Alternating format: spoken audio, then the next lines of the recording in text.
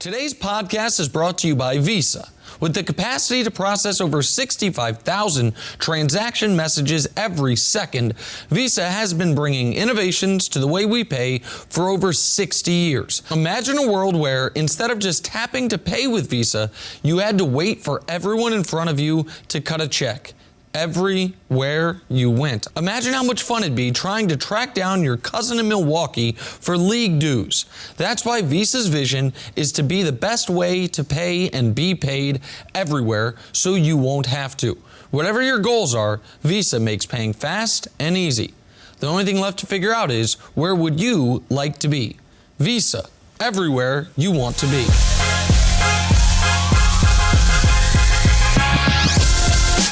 Hi, everyone. Good morning. Welcome to First Things First. I'm Jenna Wolfe. That is the Hall of Famer Cris Carter. This is Nick Wright. Thought it was Tuesday all morning. It is, in fact, Wednesday. So we're closer to Friday. It's always great when it's later than what you thought it was.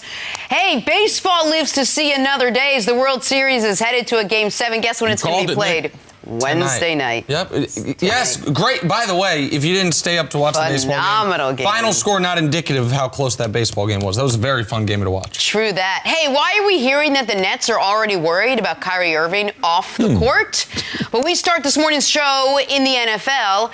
Guess who's worried about the first place finally clicking 4-3 Dallas Cowboys? Well, that would be the guy who owns the Dallas Cowboys. That would be Jerry Jones.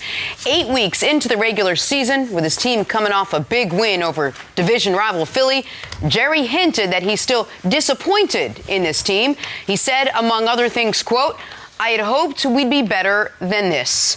See, have the Cowboys underachieved this season, or is there a specific unit on the team that has underachieved this season? Well, I would just say that at the midway point, after they play the Giants on Monday night, they should win that game. It gets them to 5-3. In all reality, what did he think that they would be? Do you think they would be 7-1, 6-2? Realistically, you say, yeah, they should have been 6-2. So they were one game off of that. Yes, but style points. Are you satisfied with the offense? Are you satisfied with the injuries you sustained along the offensive line? And defensively, I think that's really the only part of the team, Nick, that Jerry might be talking about. But as far as Jason Garrett and the staff, that's the reason why it's hard to coach the Dallas Cowboys. It's because just on any given Monday or Tuesday, you're going to have the owner come out and say something, and then the coaches and the players are going to have to respond to that. So I would just say, if you look at the expectations this offseason on the Dallas Cowboys, the Cleveland Browns, like these were two of the 4 or 5 hottest teams that we were talking about. So I would be just a little disappointment, but that can all be corrected the second half of the season. Now, from a player standpoint, I thought their defensive line would be better. I thought their defense would be more dominant. I mean, they would have games where they would dominate, which they did 2018 season. So special little cases. Lawrence, the defensive end, he hadn't had the type of productivity that comes with the type of price tag. So with Jerry, yes, I could echo, yes, just a little disappointment, but he didn't have to say it because it doesn't help his team. Well, he doesn't have to say a lot of the stuff he says, but right. This is, and I'll add another name that people aren't talking about that I think he's probably, maybe privately a little disappointed in. Byron Jones. After an all-pro season, a guy waiting a big contract. Not that he's played poorly or terribly, but he was last year one of the production-wise 5 best corners in football. He obviously has not been that this season. But to your point about what did he expect them to be, I listened to this entire interview. He alludes, listen, he expected them to beat the Jets. He flatly said, I thought we would beat the Jets. So that's how 4-3 turns into 5-2. And when you get the benefit of your home game against New Orleans comes against Teddy Bridgewater, and you once again, for the second straight year, hold them under 14 points, maybe you think you can win that game as well, and that's how you get to 6-1. But the record notwithstanding, the reason I do think it's fair to say the Cowboys have underachieved so far this year is, at the midway point of the season, there are 3 teams in this conference everyone agrees are better than them. The Niners, the Packers, and the Saints. And there are 2 more teams that I think most people would say right now are better than them. The 6-2 Minnesota Vikings and the 6-2 Seattle Seahawks. And so if you're looking at the conference and you're like, well, okay, only 6 teams make it, We got 3 that are clearly in a tier above us. You got another 2 that record-wise and I think eye test-wise are playing better than us. Going into the year, was the expectation for the Cowboys to be the 6th best team in the conference?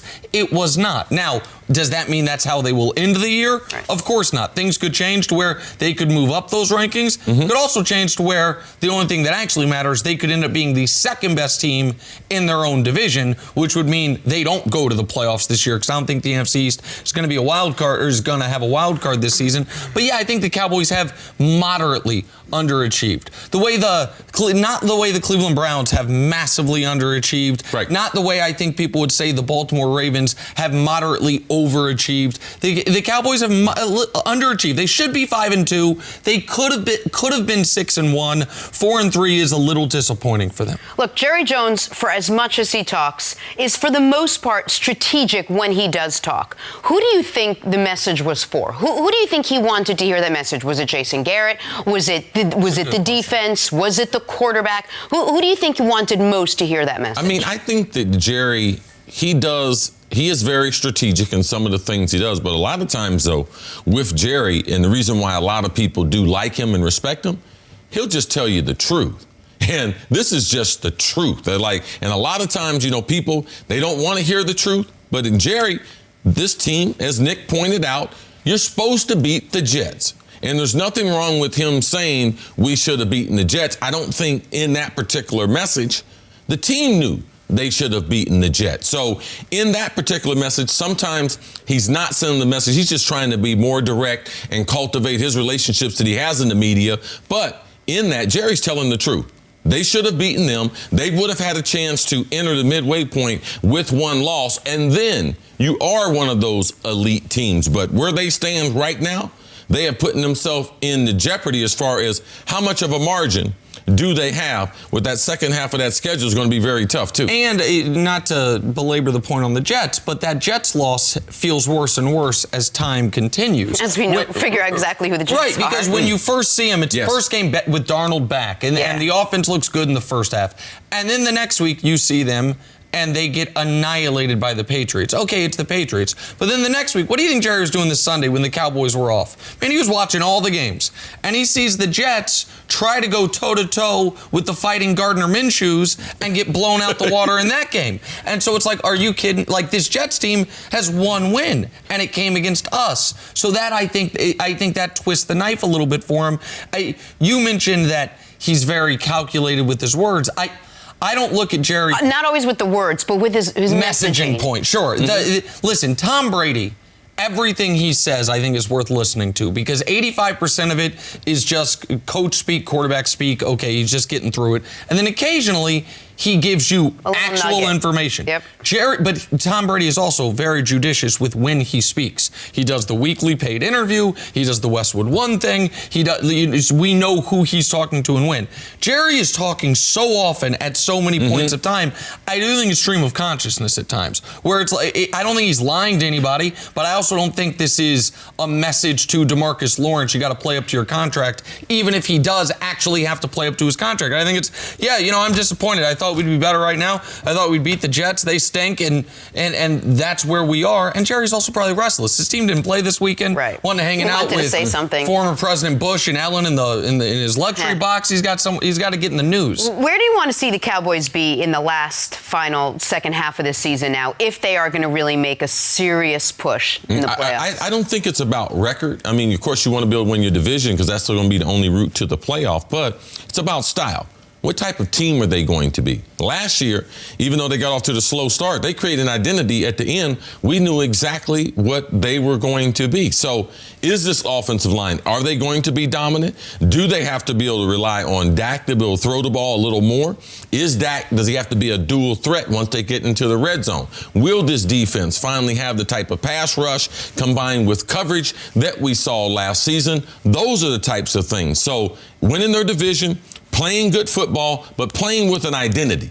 As you enter into Thanksgiving, Christmas, identity, this is how we're going to win. And if we don't play this way, we are going to lose a number of football games coming down the stretch. And I want to see how they play against the types of teams that if they make the playoffs, they would face. Because they have 4 wins this year against the Giants, against Washington, against Miami, and against Philly. And by the way, the reason Philly's not in that conversation is because Dallas beat them, so it's not totally fair to discount that. But after the Giants game, they get Minnesota. They play New England a few weeks later. Buffalo is a relevant team. They also have Chicago and the Rams. Teams that at least have a dominant unit, if not an overall really solid team. How do you look in those games? Because you can make the playoffs this year in the NFC East, given the Cowboys' schedule, just beating up on bad teams. That's not going to show me the Cowboys can take the step forward that they expected to take this season. That's a good point. All eyes on injured MVP quarterback Patrick Mahomes this week. Mahomes was a no-go in KC's Week 8 matchup against the Green Bay Packers. Couldn't get his knee right in time to help the Chiefs avoid their 3rd loss of the year. Now Mahomes reportedly has an outside chance to go Sunday against the Minnesota Vikings. But Andy Reid says he's leaving it up to the medical staff. So, Nick, we'll start with this. Should Mahomes play on Sunday? All right, so when he initially got hurt and we found out that no ligament damage was done, I said the earliest I wanted to see him, as not just an analyst, but as a Chiefs fan, and I don't hide that, was at Tennessee. That's a week from this Sunday, obviously. There then was additional reporting that Patrick Mahomes is, for lack of a better term, double jointed in his knee. That's not the medical term, obviously, but that's the most simple way to explain it. It's why he avoided serious injury. It's why he was able to be on the practice field doing some light work last week. So I am not as adamant today as I was last week that he should not play against Minnesota. I think it is on the board he plays against Minnesota. I don't think he's the only injury that should play into if he plays against Minnesota. I'm not putting him out there if that offensive line is still as compromised as it has been, if the left guard and left tackle are still out as they have been. And Minnesota is a team that, Tennessee's a good defense. Minnesota can be a dangerous defense. How about, you know what I mean, as far as what they can do to opposing quarterbacks? The Chiefs' offense was not the reason they lost to Green Bay. Their defense was the reason they lost to Green Bay. Yes. My concern for the Minnesota game, with or without Patrick Mahomes, is more about Dalvin Cook than anything else. So I wouldn't rush him, but I wouldn't cross him out for this week the way I had crossed him out for last week. Well, I'm glad to hear it was the doctors, because I knew that something had to happen for him to be on the practice field. They say he was with the 4th string on Wednesday. He went with the 2nd team on Thursday. And then all of a sudden, he got ruled out on Friday. So obviously, the medical staff said that either he had some type of setback or they didn't think that he was going to make the type of gains after Wednesday practice, a Thursday practice, back-to-back days being on that leg. Something must have happened for them to rule him out. I wouldn't be surprised if he played against Minnesota. But as Nick said, man, he's got to get clear. But then he needs some help from Andy Reid, because with that line being compromised, you cannot have the type of game plan that Andy Reid would typically come up with. So to me, it's not just about Patrick Mahomes. It's about the rest of that offensive line, because a lot of times when you're injured, you might be cleared to be able to start rehab. You might be cleared to be able to start practice. But then there becomes a question, especially as an offensive player, can you protect yourself? And that's the question they're going to have to be able to ask themselves about Patrick Mahomes. And when you're a quarterback sitting in the pocket, yes, the rules will protect you to a certain extent.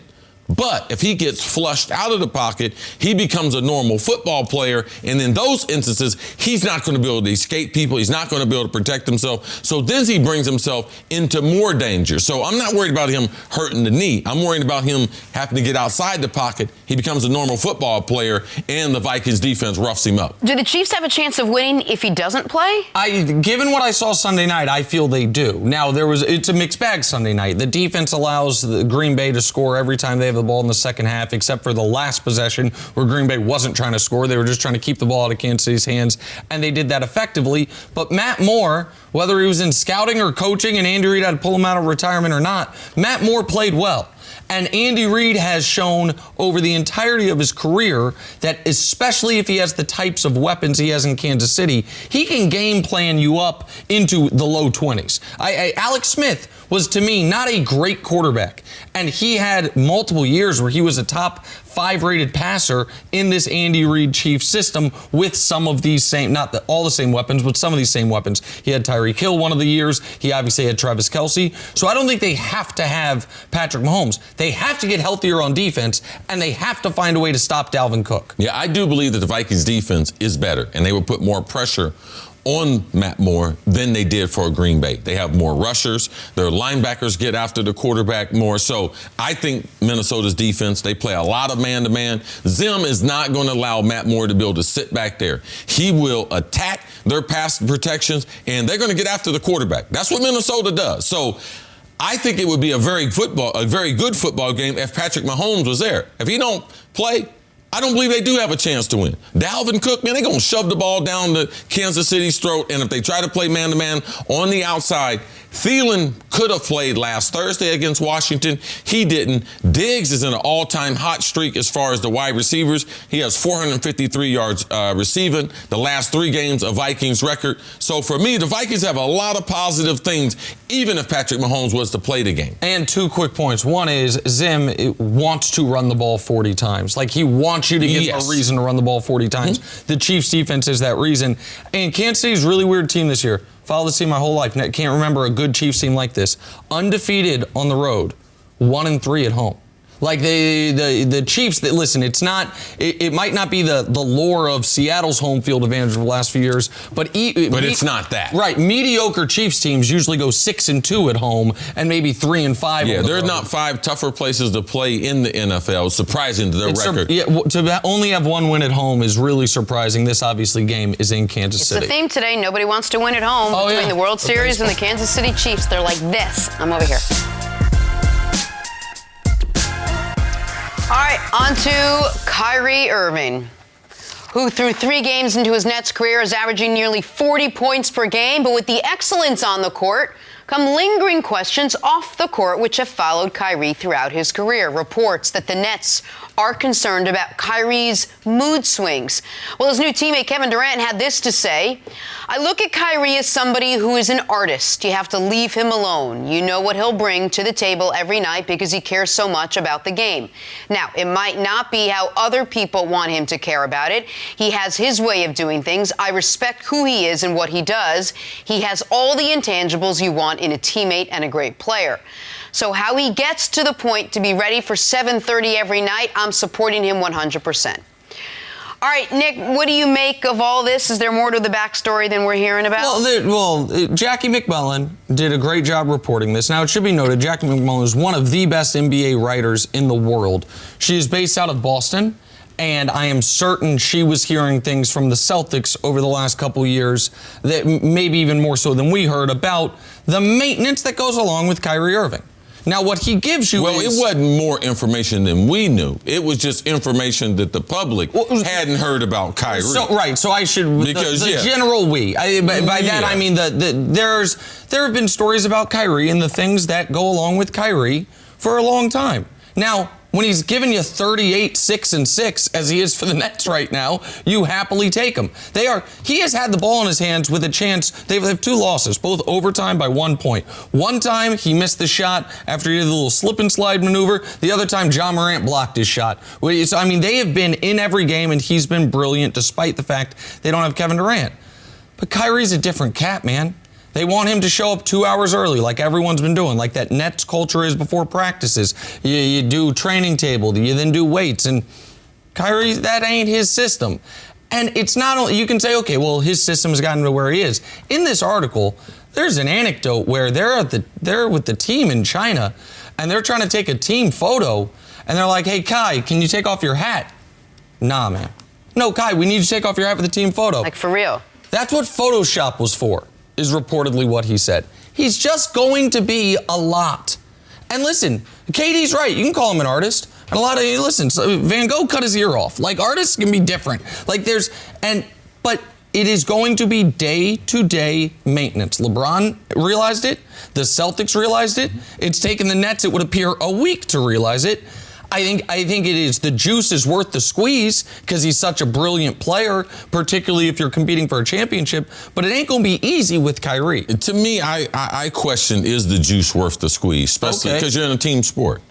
Now, you guys can make the reference of being in a band and everything, but that's why bands break up. If you coddle people just because they have talent, you're in a team sport. Like, you need people to be consistent. And the other players and the staff, how do they know how to react day to day? So you might want him on your basketball team, but let me tell you something. As far as winning the championship, that's not how you win championships. That's not how you get people to sacrifice. And, of course, Kevin Durant, because Kevin Durant is an artist. Of course, he would say that because I need to enable him so when I come back, because my weirdness, my differentness, like, that's going to be a story. Absolutely. I mean, Kevin Durant, the only reason why we're not talking about him now is because he's not on the court. But, man, he's got some issues off the court. And I know through talking to NBA teams, this is the intel that people had about Kyrie. All right? A lot like Allen Iverson. He's not going to take care of his body. He's not going to spend any extra time as far as getting ready to play that night. He's going on pure ability. But that will only carry you so long. He doesn't take care of his body, and once his body starts to fail him, is the juice then? What the juice tastes like then? Because his knees, he's had an issue of being consistent, and the Nets have a tremendous program as far as what they do for their players to be able to get the best of their players. He thinks he knows better about it than the training staff, and there's always a problem when you have that thought process. And what did we learn about the Nets last year? They played so well together as a team, and they went through all of it sort of as a team, and now you have to bring in two big pieces, which, of course, they're the most important pieces, but it kind of fractures that a little bit. Yeah, but it's worth it because the Nets last year were a good story, and as Karis LeVert talked about in this article, when they started winning games, they'd go on road trips and other teams would compliment him, and he'd feel like it was a big brother patting a little brother on the head, like, oh, good for you. And now they're in it. Now, when KD comes back, they are a championship contender, one of the favorites in the East. But the Nets got to hold on for dear life till KD comes back. Because what we know about Kyrie is he is a way overqualified Robin, and you can win a championship with him as your Robin. If he is your Batman, man, things are going to go potentially awry. And some of the stuff you're talking about, see, as far as team sports, it doesn't work if it's your leader. Well, he's the leader right now. Yeah. And how is that going to affect the other guys? We'll see. His play has been brilliant. Offensively, he's been as good as anyone in the league so far this year.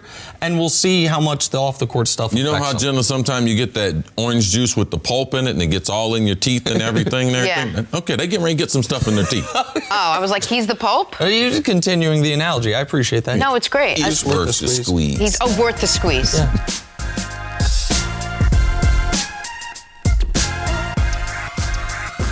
Moving on to 8-0 Patriots.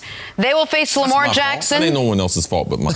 And the Ravens Sunday night in Baltimore. Lamar is putting up MVP numbers, not only on pace to break Michael Vick's single-season rushing record for a quarterback, also on pace to throw 25 touchdowns. No question, he'll be Bill Belichick's main focus. Belichick admitting that Lamar is, quote, well, definitely a problem. CeCe, what problems does Lamar pose for that Patriots defense, as good as they are? This is the problem. Anytime Nick Saban or Bill Belichick, they face a quarterback like Lamar, and that's a quarterback who will run, it is their worst nightmare because both of these coaches teach defense on principles, and they try to dictate where the quarterback's are going to play from. So Nick Saban, the quarterbacks that have had the most success against him, except Sunshine for Clemson, he only runs a little bit, but they've been dual threat. Johnny Manziel, Cam Newton, and Deshaun Watson. All these quarterbacks gave him problem. In this league, quarterbacks that have been a dual threat, Cam and others, have given him a problem because every single play, they play by principles. And these quarterbacks, being Lamar Jackson, Cam Newton, and others, they break down the principles. And if you look at the inside linebackers in Jamie Collins and Dante Hightower, 6'4", around 250, each one of them, not operating in space. They want to play in a phone booth. So do you see them trying to get in a foot brace with Lamar? No, Belichick's trying to prevent that. So for me, look for Kyle Van Noy to play a huge role because he sets the table for this defense on the edge. In last week's game against Cleveland, they try to run a trap. He smashes the offensive lineman. His foot comes up, forces a fumble, and they're off to the races scoring defensively. So the principles get broken down because they operate in space, and you can't account for a lot of this yardage that the quarterback. So Belichick Belichick will spend extra time this week trying to keep Lamar in the pocket. And when he scrambles, he's going to make him scramble to his left because it takes more time for him to gather and throw when he's scrambling to his left. It reminds me of, you mentioned Saban. I'm going to change it a bit. What Peyton Manning would say about Troy Polamalu, that he hated playing against him because Polamalu would not follow the rules. He was not where he was supposed to be in the defense. Peyton was like a computer. Okay, they're in this front. That means safety's going to be there, so he would know what his read is. And Polamalu would freelance and would short circuit Peyton. He'd be like, "What? You're supposed to be there. And it's not a perfect analogy, but that is similar to what a dual threat is. A critical component of this. Not a running quarterback. A dual threat quarterback, a pure running quarterback, a quarterback who can only run. Lamar last year, who could not really throw the football, I don't think would give the Patriots much problems at all. But a quarterback who can run as well as Lamar and has shown the evolution throwing, that can present real issues. Quarterbacks like Alex Smith, Kaepernick, when he was playing. Yes. Not running guys, but not who Lamar was last year. Absolutely. Deshaun Watson. Yes. Who they have coming up in this stretch, by the way. They've got, you have Lamar, Wentz, Dak, Deshaun, Patrick Mahomes. All those guys can run a little bit. Deshaun can run a lot, and Lamar can run a tremendous amount. But there's also the element of anyone that's ever, Cris used to live in Florida. After all those time living in Florida, you move to New York, it feels colder to you here than if you had lived in D.C. your whole life. Yes. There's an element of when you go from Fitzpatrick to Luke Falk to Josh Allen to Colt McCoy to Daniel Jones to Sam Darnold, even to Baker Mayfield, Lamar feels a hell of a lot better than he might actually be because the degrees are so different than what you're used to. This is far and away right now the best quarterback they've played this year because Baker's not playing well and Lamar is playing so well. So the whole defense has to adjust. And it presents a number of problems of what they can't do. The first 7 games of the season, they have suffocated everyone. Got up, played zero coverage, Jenna, no safety in the hole, cover one, man-to-man, in your face. If you do that and the quarterback gets out of there, the DBs are running, looking at the wide receiver, and the quarterback is making yards down the field. So a lot of the things they have done successfully, being New England, you can't do, or you do it taking a tremendous risk against the Baltimore Ravens. And that's why it's really important Hollywood Brown plays in this game. Oh, absolutely. He hadn't played since week 5. They think he is going to play. The running quarterback or not, his just raw speed makes that zero coverage even more risky to play, especially if the offensive line can hold up. But this is a reason why, Jenna, the Pats are only favored by 3.5. I was going to say, you think the Ravens pull this off? This is the Patriots' toughest test of the year by an enormous margin. John Harbaugh has had success against New England. I'll save the pick for later in the week, but I'm leaning one way.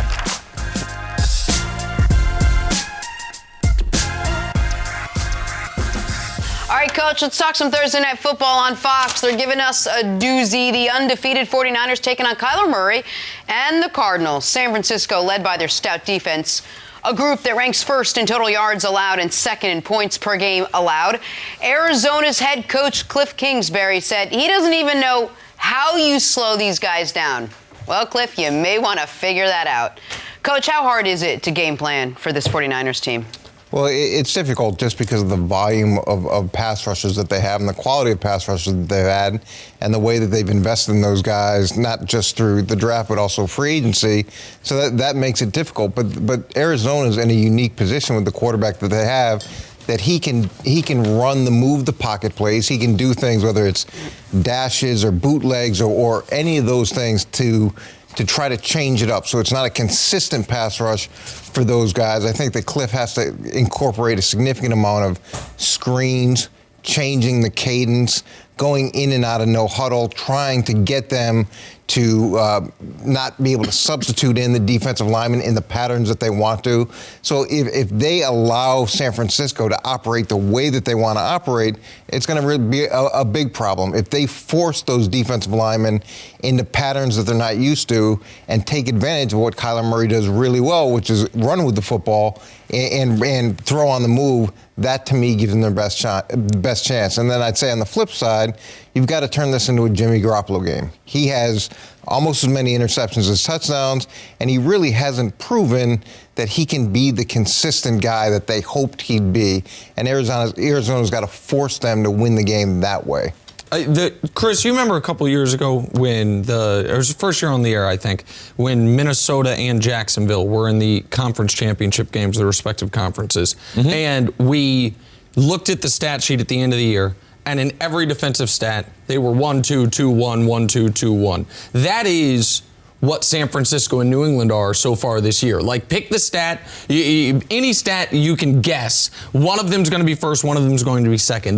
We have talked much more about New England's defense, but San Francisco's defense, en route to, by the way, not shockingly, the only 2 undefeated teams, has been nearly, if not just as dominant, just not holding opponents less than a touchdown per game the way New England is defensively. The reason I think this is such a tough ask for Arizona, even though Kyler's been a little better than I thought he would be his rookie season, and Cliff Kingsbury has, to me, done a pretty damn good job as a rookie head coach, a guy who was fired in college, taking on all this responsibility, where they do not have resources or personnel as their offensive line, and where San Francisco has spent more resources than any team in football is their defensive line. And sometimes NFL games are complicated. Sometimes if there is one mismatch of big people that substantial, the game can start and end there. So I agree with you 100% that when San Francisco has the ball, you don't want them running down your throat. You want them passing, all of that. I don't know how much that will matter in this specific game, because the Niners, I don't know how you keep Kyler upright enough throughout this football game. Yeah, I believe it's a mismatch, and I believe because of the short week, it will only enhance the mismatch, because what they do defensively is totally contrary to what Arizona and Cliff Kingsbury are trying to do. Cardinals, they've run 218 plays out of 4 receivers and 1 wide and 1 running back. Now that formation is almost becoming obsolete in the NFL. 218 plays. The rest of the NFL has run a combined 192 plays. The next closest team is New England with 43 plays. But they got Tom Brady, who's going to get out of those plays because those protections are compromised.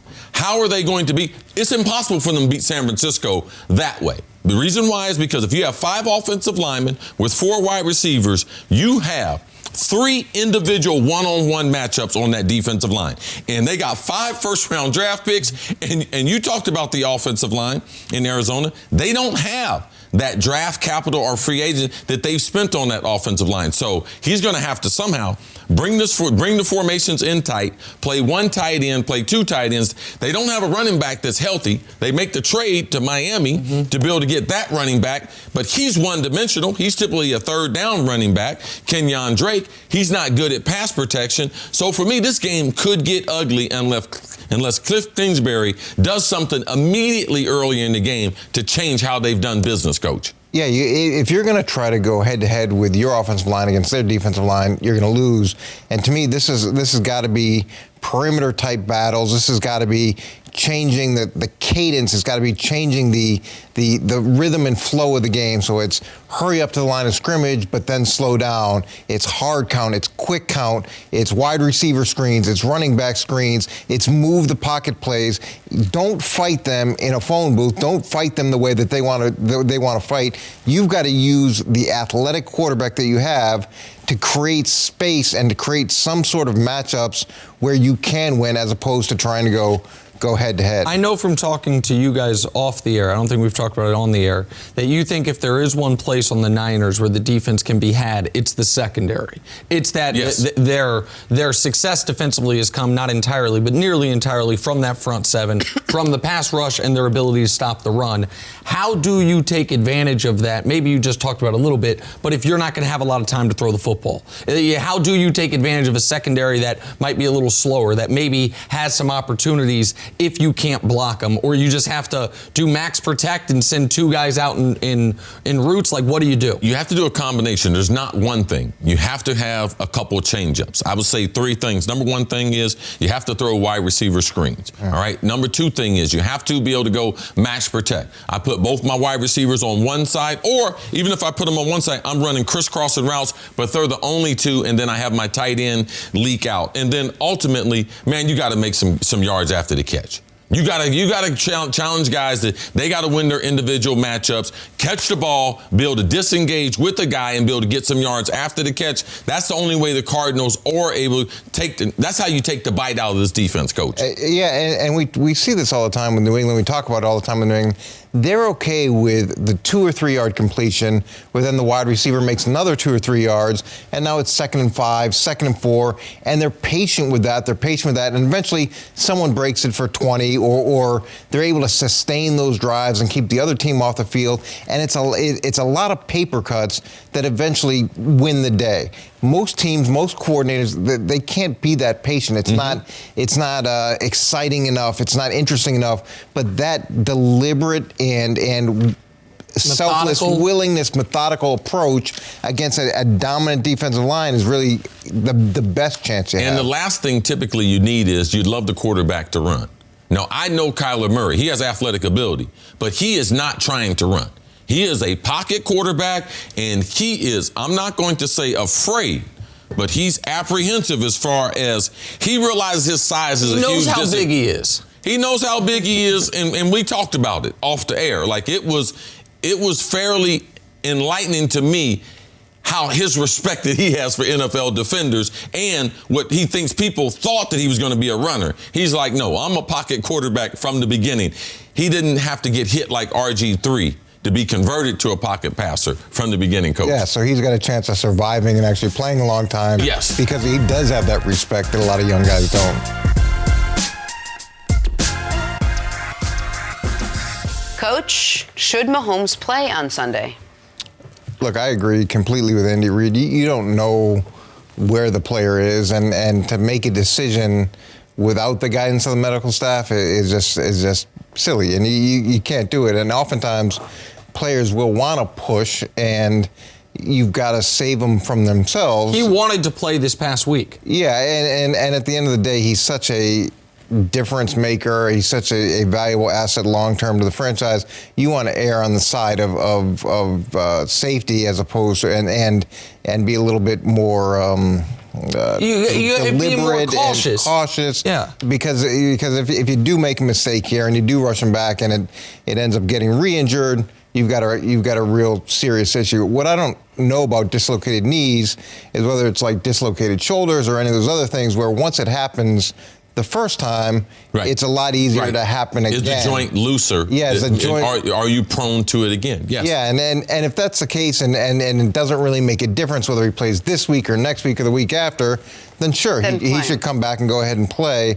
But it is a decision that has to be made with the player, with the medical staff, and you're going to err on the side of caution. So I know this will shock you, but as of 10 days ago, I knew nothing about dislocated kneecaps, but I read as much as I possibly could over the last couple of weeks. WebMD. It was, and the way I understand it is, if you do not at some point have a procedure to tighten it up, for lack of a better term, you are at risk for this happening again. But you are going to be at a similar risk of this happening again until you have that procedure, if they do choose to have that procedure in the offseason, and there's no chance he's having the procedure before he comes back. Whether he comes back this week, next week, after the bye, whenever it is.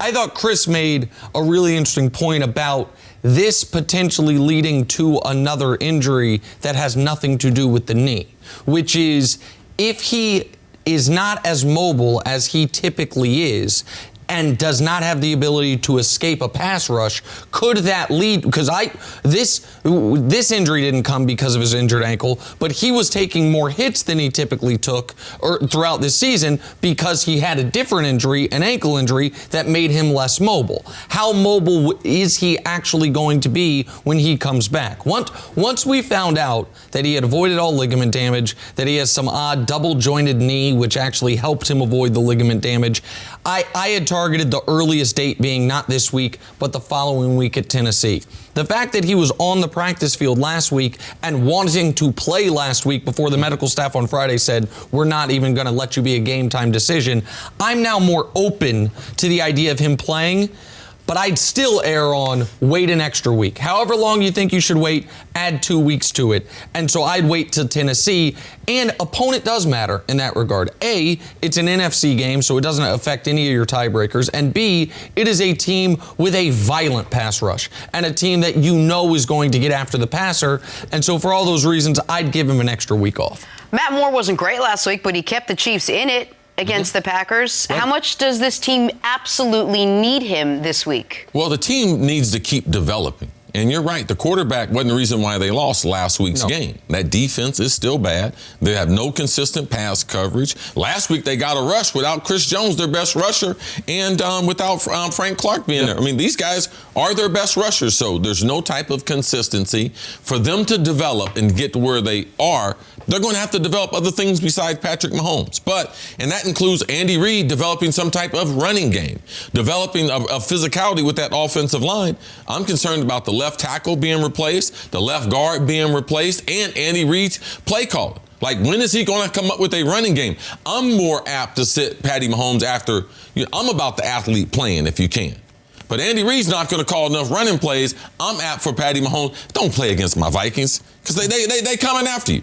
They had a little mini bye after Thursday's sleep fest with Washington last week. They are going to be ready for this game. Thielen's going to be back in the lineup. Diggs is going to be back in the lineup. You're going to have to be able to score some points to be able to beat Kirk Cousins, who had an unbelievable month, Coach. Yeah, the one thing I am encouraged from KC is that they're fifth in the league in sacks, and that's without the guys that you mentioned. So they are able to at least generate some negative plays, which over the last few years we haven't seen a ton of negative plays. So that part is good, and then they operated well or better than I expected without Patrick Mahomes.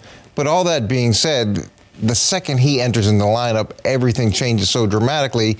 But at what risk, and if it dislocates again, is that the end of the season, or is it just one of these things that you have a chronically dislocating situation? It's not. So when you were comparing it to a shoulder, this is and I don't talk about my athletic career, but I can talk about my injury career. I had that issue where your shoulder, until you have it surgically repaired, it is going to keep coming out, or subluxing is what they would call it, not a full dislocation. The kneecap, from everything I've read, it's not like that, where it's just kneecap dislocated, because every time it happens, you are susceptible to serious ligament damage. And so that if it were to happen more than once, you have to have the massive repair. Mahomes is going to fight to play, and the Chiefs also know that while they have the benefit of the Oakland Raiders being the second best team in their division, Oakland's finally going to get to play a home game again. Oakland started the first 2 weeks of the year at home. They have not been home since then. They have been on the road to London with a bye. I think the NFL was trying to backload their schedule so they played as few games as possible with the baseball diamond on the field in Oakland before they moved to Vegas. And so now Oakland, all of a sudden, who, by the way, has 4 losses, the Chiefs have 3, Oakland has coming up home for home for Detroit, home for the Chargers, home for Cincinnati, at the Jets. Like, that is a stretch where Oakland can win 3 or 4 easily can go 3-1, if not go 4-0, and then all of a sudden you're fighting for forget the bye, you're fighting for your life in that division. So the earlier Patrick gets back, obviously the better. I would guess it'll be a week from this Sunday at Tennessee. But even if they go, if he comes back and they make a push and they make the playoffs, if Patrick Mahomes isn't there at the end of the season, it doesn't matter. This isn't a Nick Foles type situation where it's going to carry the day. He's got to be there to give him a chance late. What did you say? Sublux? Sublux, that's what it was. I'm impressed, Nick. Listen. I have a pain. It's right here above my Achilles. Jenna, no problem. Okay. All right, on to the Lakers. And before last night's game against the Grizzlies, there were questions as to whether Anthony Davis would play due to that tightness in his shoulder. Well, he played, and he played pretty well. 40 points, 20 rebounds, 26 of 27 from the free throw line, all in just 31 minutes. The kind of night Lakers fans were hoping for when LA signed AD. Lakers won by 29 points. Nick, how good was AD last night? Ooh-wee. This is why. Ooh-wee. Yeah. This is why you let him say, I don't want to play center. Even though all the numbers say, even through 4 games, like they are so much better when he is playing center. No, you make him happy. At least at this point in the year, because he's so talented. He made 7 shots last night. Yeah. They could not guard him. So they kept fouling him. There's only a few people in the league that can make 7 shots and get 40 points. Well, it's only been done once ever in NBA history. A different Laker did it. One Kobe Bean Bryant did in a game where he got to the line an outrageous amount. He did this. This game was 66-65 Grizzlies. And then they went on quarter. The 22-2 run where if you look at the box score, the play-by-play, every play it looks like is Anthony Davis 2 of 2, Anthony Davis 2 of 2, Anthony Davis 2 of 2. Because it's not only that he got to the line, and this was your point earlier, guy his size, who's a career 80% free throw shooter, which is very good, this year at 90%, and last night was, what was he, 26 of 27? Yes. Amazing. Unbelievable. And then you add the 20 rebounds, he was sensational. And when you start getting in the series where you have a guy that can draw all those fouls, now I know LeBron, he's not ultra comfortable, but everyone, once you get fouled now, you start, so all your teammates start benefiting because you can get the team in the bonus. That's something that I never looked at with the Lakers as a huge advantage. I knew AD couldn't be stopped. There's no one that can match up with him. There's no one you're going to get into a series and just say, you know something, I want him. Now, LeBron at this stage, there are going to be players that do that. But AD, he has the biggest mismatch at any position anywhere in the NBA. Him and Joel Embiid. Now, there are a couple people can challenge Joel Embiid, but AD, who can guard AD? Giannis can't guard AD. Who can guard AD in the league? And people will say Embiid, but Embiid can't when he takes him out on the perimeter. Right. He was shooting threes in the last game. Absolutely. And he grew up as a point guard, had the big growth spurt, so he has the ball handling skills that can make him such a weapon. When you look at everything that this Laker team went through last year, I mean, man, headache after headache after headache, from the top to the bottom and back up again, especially when it came to trying to get Anthony Davis. Does a night like last night make it all worth it? Yeah, we needed to sort of go through what we went through last year so we could start to see the development of these two together. This is why I understand there's the contingent of Laker fans that are skeptical of folks such as myself who just like, oh, where'd LeBron go? Okay, then I guess we're going to focus on the Lakers.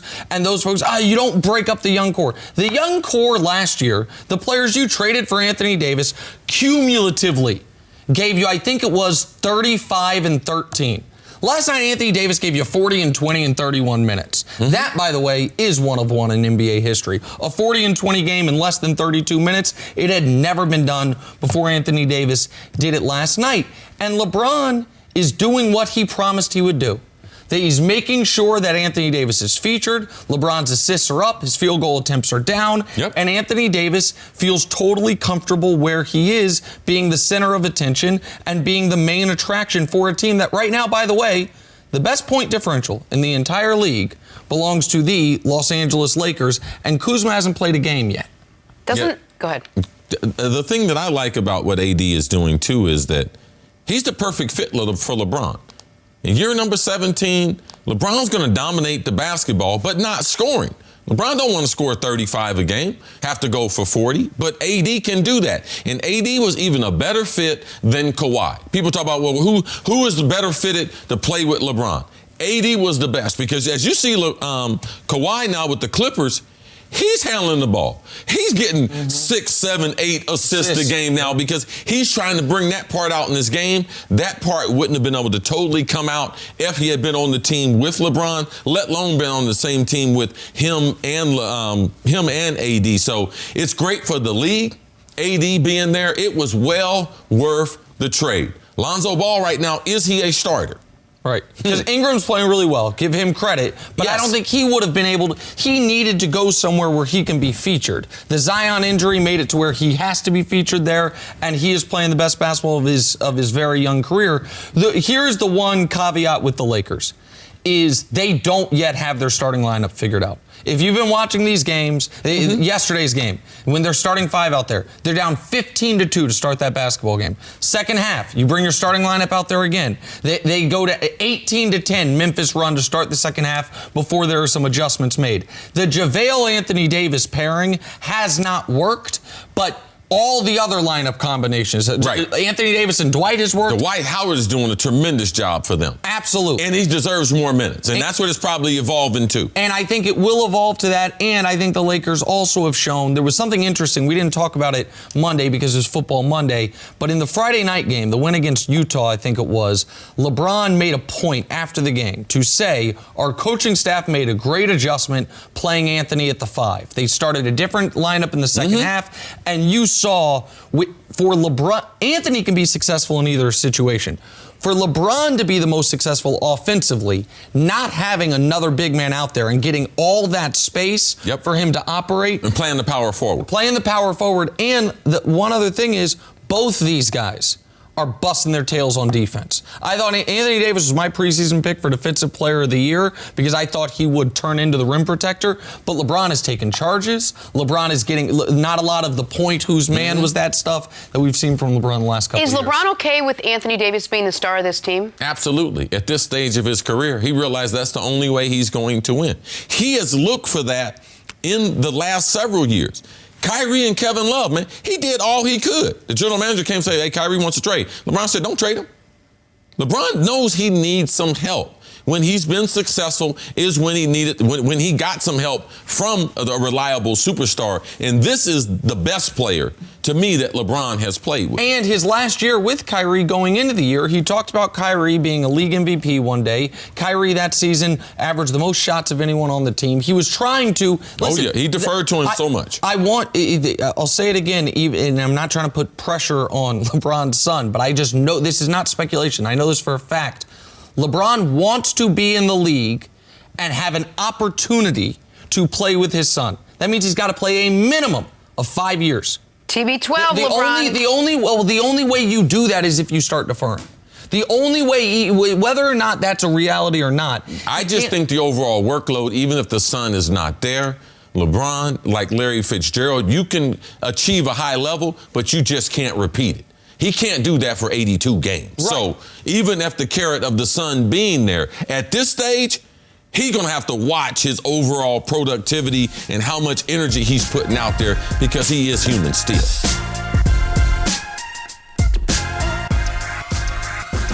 Moving on to the Cowboys. They made a run at Jets Pro Bowl safety Jamal Adams before yesterday's trade deadline. Dallas reportedly offered a first-round pick and a late pick, but the Jets balked at the offer.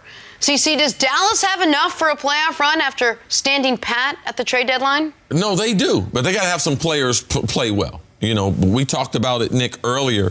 Byron Jones, the corner, he hadn't played up to. He was playing at all-pro level last season. Lawrence, the defensive end, he hadn't played up to the big contract that he's playing for. Now, I know he's got limitations. He had off-season shoulder surgery that he had to push back because it was in contract negotiation. So I thought around the midpoint in the season he would get to 100%. So I like the roster that they have, but the guys they got to play better. And that's what the coaches are there for, to coach them up. They have plenty of talent. There's no need to make excuses. They didn't have to do anything at the trade deadline. If they want to get another tight end, maybe a tight end with some speed, I would have been all for that. But their roster is plenty good enough for them to win their division and to make a serious run in the playoffs, Nick. Because they didn't make any major addition at the trade deadline, what was true yesterday about the Cowboys is true today, which is they more so than any team that we can think of that is on the list of potential contenders is subject to the asterisk of how healthy are they. Because they have not shown any ability to sustain injury, particularly injury on the offensive line. And I think that has an enormous amount to do with Dak Prescott's ability to be an effective passer when he's under pressure. This is, to me, an unbelievable stat. The biggest drop this year in passer rating when pressured, from a clean pocket to under pressure. The single biggest, not that surprising, Tom Brady. He goes from a 110 rating to a 52 rating. That's a drop of 58 points. When he's pressured. So he is still MVP caliber quarterback, clean pocket. That pocket gets messy. I'm chucking and ducking. I'm 42 years old. I'm too old for this. Next is Mitchell Trubisky. That one's surprising me because I didn't know Mitchell was good under any circumstances. Turns out Mitchell, when he's not pressured, 98 rating. When he is pressured, a 40. And then there's Dak, a super elite rating of 120, clean pocket. Drops all the way to 62, a drop of 57 points. when he is under pressure. That's a concern for the Cowboys because they have had those injuries on the offensive line. Now, the other way to look at it is, man, if we got a healthy offensive line, we know how good Zeke is no matter what. Dak, when he is not dealing with people at his feet or people putting their hands in his face, he can be as good as anybody in the league. But that injury stuff relates to the defense as well. I think it's one of the reasons they added Michael Bennett. That wasn't a trade deadline addition, but it was a trade addition. Yes. To where they can have extra. That's a great point right there. Not only have a third person on the D-line along with Quinn and DeMarcus Lawrence who can get to the quarterback, but if one of those guys has to miss a game, you can slide Bennett from the inside to the outside and still have a legitimate pass rush. One thing about the passing rating that I want to point out, and I do believe that it's significant because I know Josh McDaniel, because I've seen New England get blitzed years before, and they had an answer. Oh, it was called Gronk. It was called Edelman. It was called James White. But now, because of their offensive line, you see Tom Brady's passing rating dip. Now, I just wonder, because I know New England has a sophisticated blitz package. I just wonder as far as Kellen Moore, because last year, Dak was very good at that. Is this new offense, can they support him when they blitz? Because a lot of it has to do with where are my outlets, where are the things that are friendly to me if they put pressure on me. Look at Sean Payton's offense. Regardless, if you try to put pressure on Drew Brees or on Teddy Bridgewater, they make the adjustments within the offense. Is Kellen Moore equipped to be able to help out Dak in these blitz situations? So for me, I would have to spread some of that responsibility around to the offense, John Kitna, Kellen Moore in their first year as quarterback and offensive coordinator respectively. And they'll be able to play around with that a little bit. They have the Giants on, was it Monday night? Yep, Monday night. Thank you for listening to the First Things First podcast. Remember, leave us a review and tell us what you think. Subscribe to the podcast on Apple Podcasts and catch us on FS1 Monday through Friday, 6:30 a.m. Eastern. For Cris Carter and Nick Wright, I'm Jenna Wolfe. So long, everybody.